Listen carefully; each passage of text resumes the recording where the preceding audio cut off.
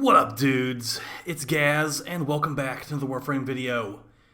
So, did you miss farming steel essence? I bet you did. Well, it's been pretty much ruined at this point. Every meta farm that's come out, we've made a video on, gets nerfed. Even the ones I haven't made videos on, those got nerfed too. So we've got the most simple steel essence farming video for you today, where it's going to let you basically put minimal effort in and get the maximum amount of results, because all steel essence sources are bottlenecked now, and we'll just tell you how you can currently get the most steel essence possible. I'm sorry that I had to come to this, but, you know, it's just how it is. So, what you're going to want to do here is you want to be using Wukong Prime. And what you want to do is you want to go to some infested survival mission. Honestly, whichever one would do. We're currently on the Deimos infested survival mission, and that's just because, you know, I find it pretty easy. Now, the only thing that is kind of annoying about it is you have to destroy Steel Path Lafontis to even get to this mission. It's actually going to be called Terrorem. So this one right here. This is the mission I was doing in this gameplay footage, and we're going to be using Wukong Prime. Wukong Normal would technically work as well, so it's basically whatever Wukong you got. And you're going to be going here, and you're going to be having your Celestial Twin do all the work, as you can see in the gameplay footage right here. We're using a different version of my old Total Eclipse Wukong video from, you know, like last year. I think that was when the Wukong video came out. So, what the general gist of this playstyle is you use Wukong's first ability, Celestial Twin.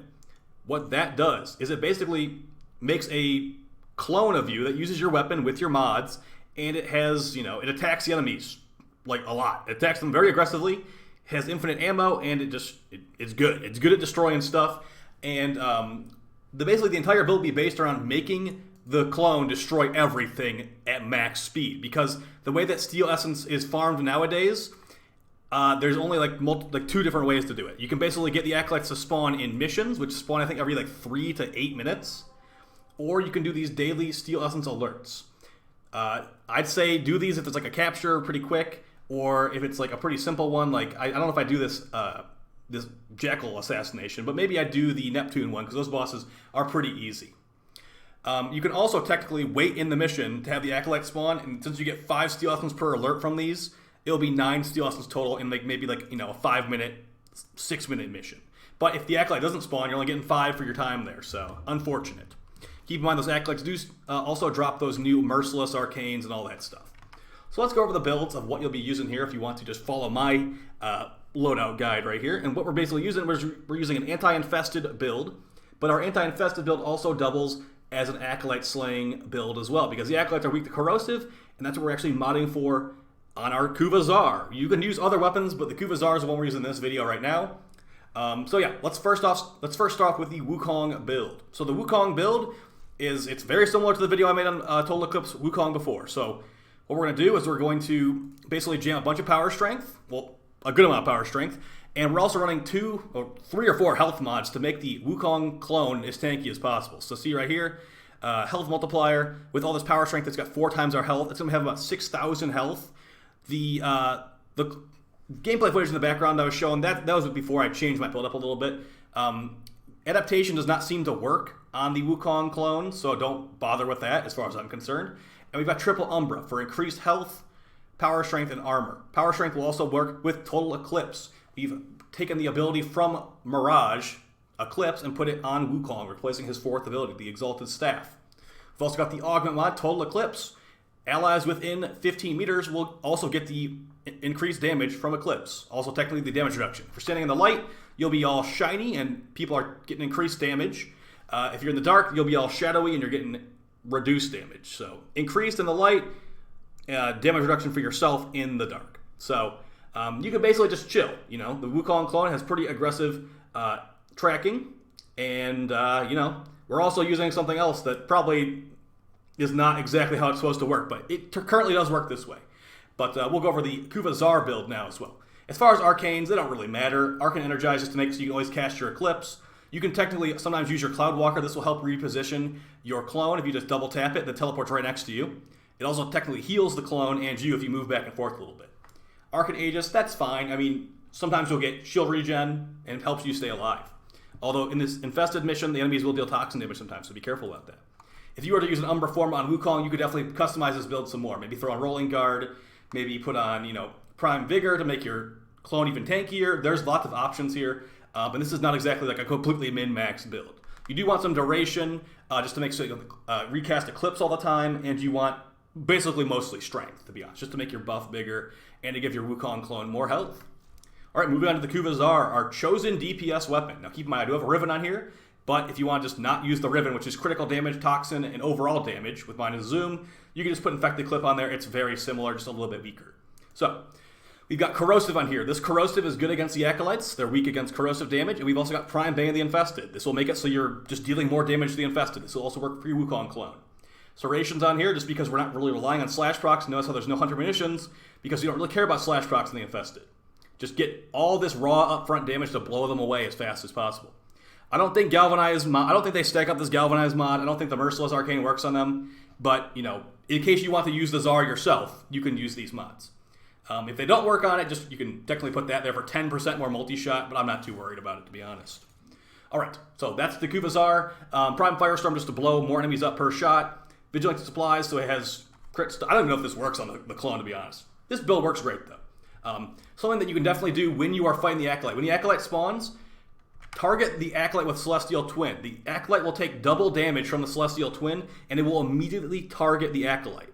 That's very good for just, as soon as it spawns, tap the 1 key, or whatever your button is to use that ability, and target the Acolyte. It will die in like 2 shots, okay?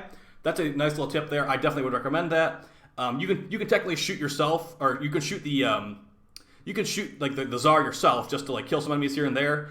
But it's not necessary at all. You could basically be playing another game in the background if you really felt like it with this loadout. Because, this is the best that we have because, they just reduced all, they took away all the actual like optimal farms. So we're just doing the easiest farm at this point. And the secondary is actually going to be any kit gun of choice. Put on Pack Seeker, and the Wukong clone's primary will proc Pack Seeker, creating Seeker projectiles that hunt down the enemies and destroy them. It doesn't always work, but it works sometimes. You don't even need, honestly, the build for this does not matter at all. You could literally have an unmodded kit gun and just use Pack Seeker and you're good to go. A big thing to have the double Zarr with Wukong is actually don't have a melee equipped. You could technically just have one equipped, like equip the Strophe or take on the Acolyte if you don't trust the Wukong clone. But make sure you have this out the whole time where the Wukong clone will be using your melee and not taking down the enemies for you. Alright, so that's basically it. You could definitely run the Smita Kavat. We had the Panzerhulpaphyla in here just because I didn't want to bother to re-rising the cat. The cat likes to run around and just get destroyed by the Infested. But if you do have a Smita Cat, this is going to be your best bet. Keep in mind, you also want to run an orange resource drop booster. The blue booster does not affect it because it's a guaranteed drop from the Acolytes. This orange one gives you double. It will make the Steel Essence go from 2 to 4 per drop. You can technically wait around for the cat buff, the charm, like double resources thing, but keep in mind the Steel Essence will despawn after 5 minutes since the latest hotfix, so you might not want to risk it. I mean, if you're staying on this spot right here, the Acolyte will spawn like right where that dead Infested's body is.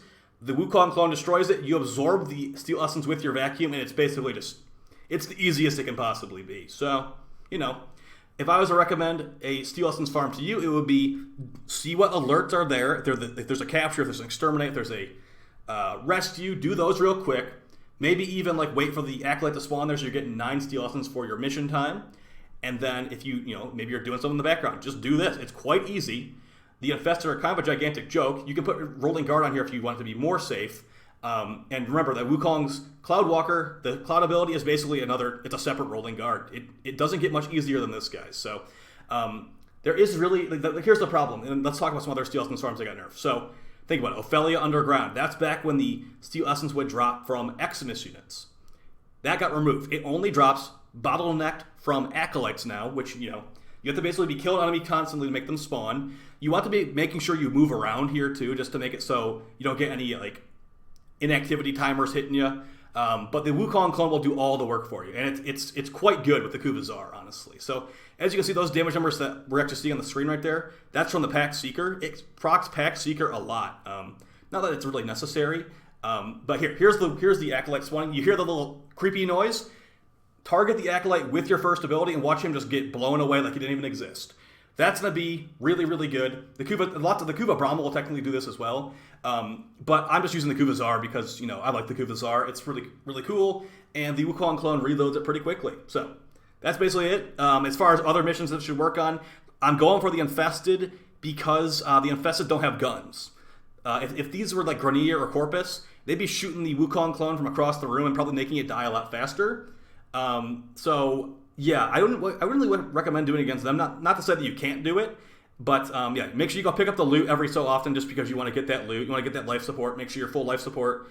And like I said, the build is customizable for sure. Some more duration, some more range, some more strength, some more armor, maybe rolling guard. Like I said, like 3 times already. You can do all these things, and it's gonna work out fine because this build works with pretty much bare minimum stuff. All you need is a Total Eclipse Augment mod, a Kuva Zarr with a decent build, and a Wukong clone. I'm running triple Umbra. You could just run the normal versions of it. Honestly, it's going to be just the same. Just less power strength, so you'll be doing less damage overall. But yeah, hopefully you guys found this video helpful. I wish it wasn't like this. I think what was the farm we were doing after Ophelia? Oh, Odin. Odin was great. I sure miss Odin, DE. Feel free to bring back Odin. I mean, I really enjoyed that interactive gameplay. Min-maxing your squad, organizing with teammates. It was great. But now, look at what we're doing now. We're chilling with Wukong clone. Hopefully this is what you wanted, because this is what we get when we get bottlenecked resources and uninteresting gameplay with just, they're just the same enemies, just with more health. There's no new enemies here. There's the Acolyte that spawns every 3 to 5 minutes. So whoop-de-doo. That sure is interesting. All right, guys. See you next time in the next video. Take it easy and peace.